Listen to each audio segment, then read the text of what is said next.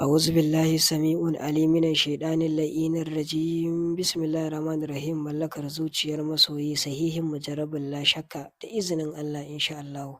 Allahumma salli ala sayyidina Muhammad al-Fatih lima ughliqa wal katibi lima sabaqa nasiril haqqi bil haqq wal hadi ila siratal mustaqim wa ala alihi haqqa qadarihi wa miqdarihi al-azim wal umri na faɗin duniya musamman mutanen kamar Togo, Nigeria, Liberia, Libya, Saudi Arabia, Tanzania, Burkina Faso, Mali, South Africa da sauran ƙasashe.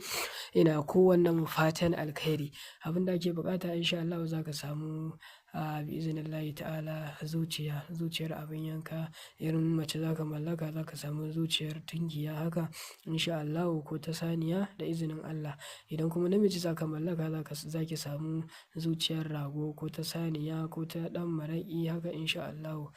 Zuciyar namiji kenan za ki samu insha Allah na abin yanka. In kika samu wannan zuciya insha Allah za ki samu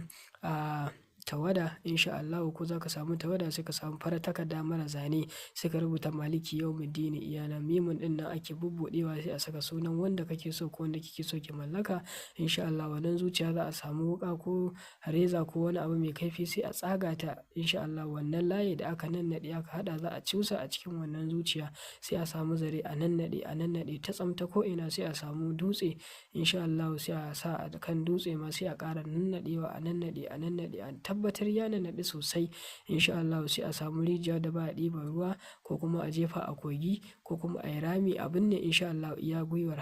tsawon gwiwar hannu kada a manta iya tsawon gwiwar hannu za a binne domin iya zurfinsa iya zurfin faɗawa soyayyarsa a gare ki ko a gare ka da izinin Allah. Wannan sirri ne mai haɗarin gaske lalle in dai ba auren yarinya ko a shirye kake da ka zauna da mace ba to don Allah kada a gabatar da wannan sirri da izinin Allah ban bada don a yi cuta ba. Domin ƙarin bayani ga nambar mu ta WhatsApp bisalam.